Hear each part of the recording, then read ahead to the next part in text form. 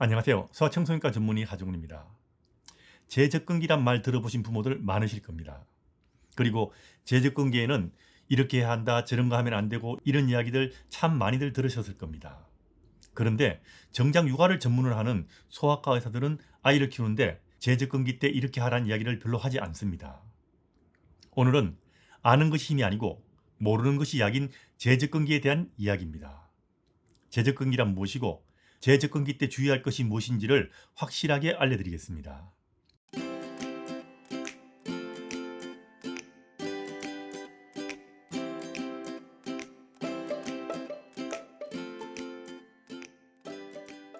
재접근기란 것은 심리학적인 말로 아이들이 나이가 들면서 자아가 형성되어 가는데 독립심이 증가함과 동시에 부모와 분리되는 불안감도 증가되면서 안정감을 되찾기 위해서 부모에게 다시 더 매달리는 시기를 이렇게 분석해서 이야기하는 겁니다. 두 가지 감정이 아이에게 동시에 발생하기 때문에 아이들은 불안감을 느낄 수 있고요. 그 결과로 부모에게 더 매달리는 현상이 생길 수 있다는 겁니다. 아이들은 생후 6개월부터 8개월 정도부터 낯가림과 분리불안으로 엄마에게 달라붙는 시기가 오는데 나이가 들면서 서서히 좋아져서 아기들이 부모의 품에서 세상으로 나가다가 18개월이 지나면서 다시 부모에게 달라붙는다는 의미로 재접근기라고 말하는 겁니다.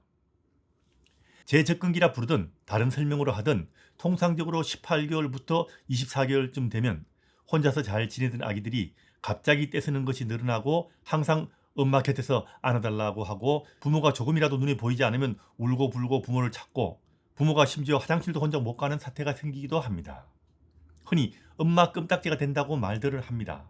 달라붙는다는 이야기죠.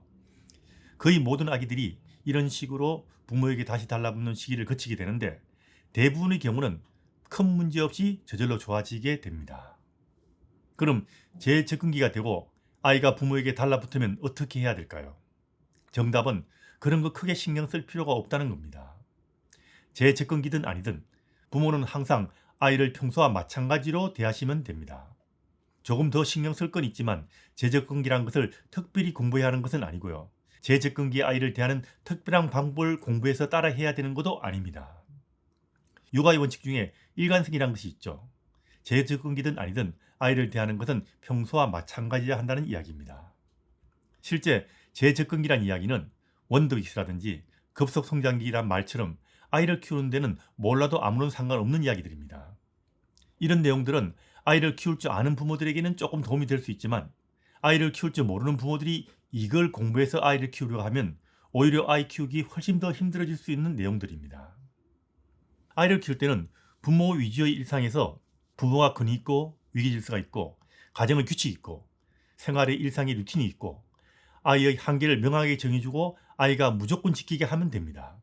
그리고 아이에게 주어진 한계 내에서는 마음껏 놀게 냅두고요. 주어진 한계 내에서는 아이 스스로 하게 냅두는 것이 중요합니다. 여기에 교양 있는 부모의 적당한 배려가 있으면 됩니다. 재접근기니 뭐니 그런 거 따질 필요 없이 아이가 스스로 적응하게 될 겁니다.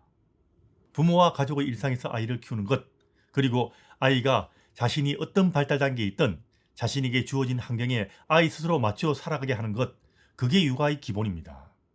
실제로 재접근기를 공부하고 거기에 맞추다 보면 아이 키우기 더 힘들어하는 부모들이 대부분입니다. 다시 말하면 그런 거 모르는 것이 약이란 이야기입니다. 그래서 예전에는 재접근기 그런 거 아무도 몰라도 아이를 키울 수 있었던 것이고요. 그런 거 공부하고 잘 넘기기 위해서 노력하는 요즘 부모들보다 더 쉽게 아이를 키울 수 있었던 겁니다. 재접근기란 아이를 키우는 방법이 아니고 분석하는 방법이라고 생각하시면 됩니다. 우리말 공부할 때도 말 배우는 방법과 문법을 공부하는 것이 좀 다른 면이 있죠. 비슷하지만 다릅니다. 문법을 공부한다고 해서 그 문법으로 아이들에게 우리말을 가르치려 하진 않죠. 재접근기를 안다고 해서 이걸 기반으로 특별한 육아법을 만들어서 해야 된다고 생각해서는 곤란합니다. 보통의 아이를 키울 때는 재접근기 그런 거 공부해야만 하는 거 아닙니다. 재접근기란 것을 공부하셨다면 이 시기에 아이가 부모에게 다시 달라붙으면 재접근기구나 생각하시면서 그게 정상이란 것을 아시면 됩니다. 그리고 그것에 관계없이 똑같이 키우시면 됩니다. 부모 일상에서 아이를 키우시란 이야기입니다. 재접근기에 아이에게 공감하고 아이 요구를 받아주지 않으면 자질감을 경험하고 나중에 아이의 자존감이 상한다. 이런 이야기는 좀 이상한 이야기입니다. 언제든지 아이들은 자신의 요구가 다 받아들여지지 않으면 좌절감을 경험하지만 그 좌절감조차도 아이들에게는 인생에 필요한 경험이 되고 그런 경험을 통해서 그걸 이겨내는 능력을 기르는 겁니다. 부모의 적당한 배려 정도면 충분합니다.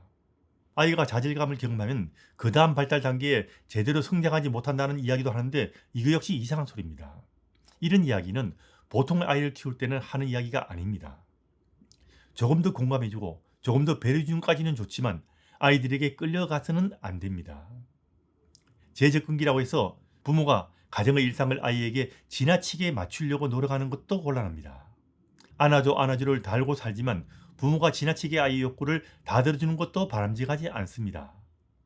이 시기 아이들은 불안해하기 때문에 부모가 아이 원하는 방식으로 아이 대하는 방법을 바꾸는 경우 아이는 현실에 안주하고 더 많은 것을 원하고 더 떼쓸 수 있게 됩니다. 간혹 재접근기에는 훈육보다는 공감에 더 신경 쓰라는 말을 하는 사람도 있는데 이거 역시 주의해야 됩니다. 적당한 공감은 좋은데 떼쓰는 것을 받아주는 식이 되어서는 안 되고요. 안 되는 것은 재접근기든 언제든 안 돼야 되고요. 훈육은 항상 일정하게 진행되어야 합니다.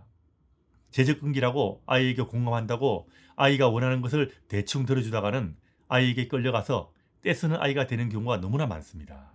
그리고 이 시기에 떼쓰는 아이들이 많아지죠. 그런데 이 떼쓰는 아이를 재접근기라고 오해해서 공감한다고 원하는 것을 다 들어주다 보면 더 심한 떼쟁이로 만드는 경우 역시 드물지 않습니다.